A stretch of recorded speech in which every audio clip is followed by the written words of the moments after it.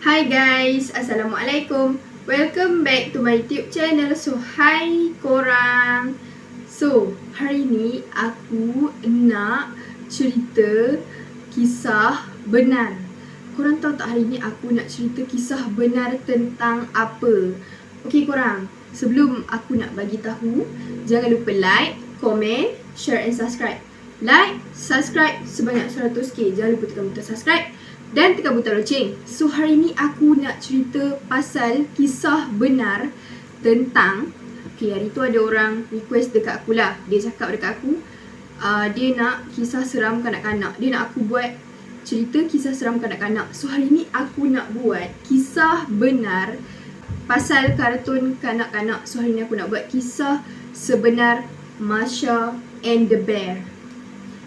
Okay, so korang nak tahu tak kisah sebenar Masha and the Bear ni tentang apa? Mesti korang tak tahu kan?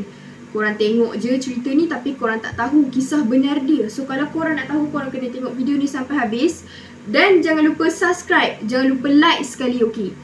Okey, korang nak tahu tak? Kalau nak tahu, aku akan cerita sekarang. Tapi jangan lupa subscribe. Masha and the Bear menceritakan kisah seorang budak perempuan bernama Masha dan rakannya seekor beruang dengan kisahnya lucu. Okey, Masha and the Bear ni adalah menceritakan kisah seorang budak perempuan bernama Masha dan rakannya seekor beruang. Rakannya pula seekor beruang dengan kisah lucu. Tetapi adakah korang semua tahu yang kisah Masha and the Bear ni diambil oleh cerita sebenar? Masha merupakan seorang budak perempuan biasa yang suka sangat dengan binatang termasuk beruang. Masha merupakan seorang budak perempuan biasa yang suka dengan binatang termasuk beruang.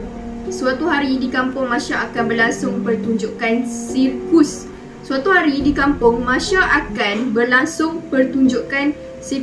Korang tahulah kan sirkus tu apa? Ada yang tahu? Kalau tahu boleh komen kat bawah. Masha pun apa lagi mintalah ibu bapa dia bawa pertunjuk itu. Jadi mereka pun tengok pertunjukan itu. Semasa mereka sedang melihat pelbagai pertunjukan, ibu bapa Masha tidak sedar yang Masha sudah pun berkeliaran. Masa diorang lihat pelbagai pertunjukan, ibu bapa Masha tak sedar Masha sudah berkeliaran. Masha berkeliaran sehingga ke kandang beruang yang kelaparan. Masha ingat beruang tu jinak, jadi dia pun cuba bermain dengan beruang tu. Masha ingat beruang tu jinak, so dia pun cubalah main dengan beruang tu. Masha cuba main dengan beruang tu, tetapi beruang itu sebenarnya beruang liar. Beruang tu pun membaham Masha sehingga Masha mati. Beruang tu membaham Masha sehingga Masha mati. Ibu bapa Masha tidak dapat menerima kenyataan itu dan menjadi kurang siuman akibat kematian satu-satunya anak mereka. Kemudian cerita Masha and the Bear pun dianimasikan untuk mengingati Masha yang dibaham.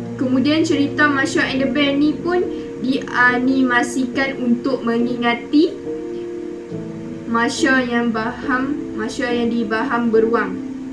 Watak beruang dalam cerita ini dibangunkan kerana Masha amat sukakan beruang dan beruang itulah yang membunuhnya. Watak beruang dalam cerita Masha and the Bear ni dibangunkan kerana Masha amat sukakan dengan beruang itu. Beruang itulah yang membunuhnya. Tiada watak ibu bapa Masha di dalam cerita ini kerana menghormati ibu bapa. Dalam cerita Masha and the Bear, tiada watak ibu bapa Masha di dalam cerita Masha and the Bear ni lah. Masha yang terlalu sedih kehilangan Masha. Malah sebenarnya yang membuat cerita Masha and the Bear ini adalah saudara Masha sendiri. Cerita Masha and the Bear ni adalah saudara Masha sendiri. Cerita pasal Masha and the Bear ni lah. Okey, korang. cerita dia sampai sini saja. Ini adalah fakta. Aku tak tahulah dia tulis kat sini fakta-fakta yang seram dan misteri. Aku nak tanya sikit lah dekat korang. Korang semua pernah tak tengok cerita Masha and the Bear? Kalau korang pernah tengok cerita Masha and the Bear, sila komen dekat bawah.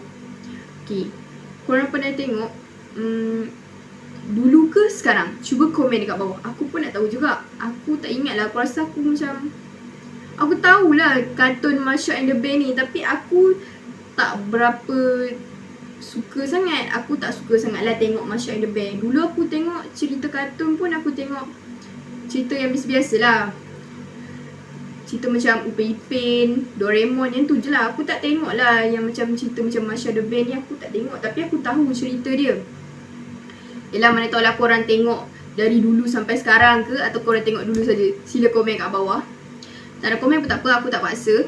Okay, so sampai sini saja untuk hari ini. Cerita untuk hari ni lah. Okay, yang mana tengok cerita Masha and the Bear ni, jangan lupa komen kat bawah tau korang. Okay, so sampai sini saja video baru aku. So jangan lupa like, comment, share and subscribe.